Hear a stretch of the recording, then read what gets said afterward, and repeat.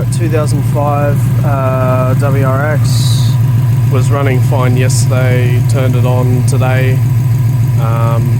and I noticed it was idling like shit, and you could hear it. You could hear the tick out the back.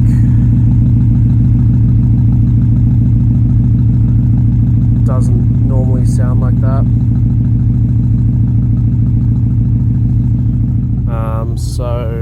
And then I checked, and for the first time in owning it, the check engine light come on.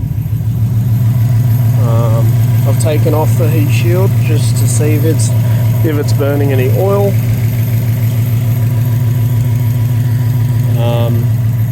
It's probably a head gasket. It's not leaking any oil out the front of the car. But if we come to the exhaust, it's blowing a fair bit of white smoke.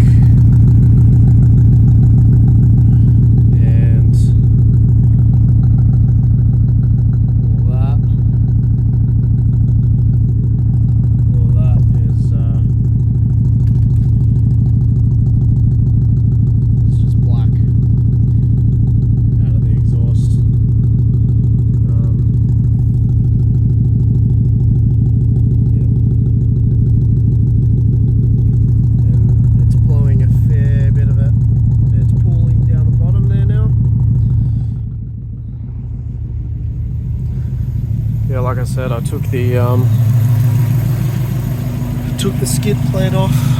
There's actually no oil leaking from under here. It doesn't sound like rod knock.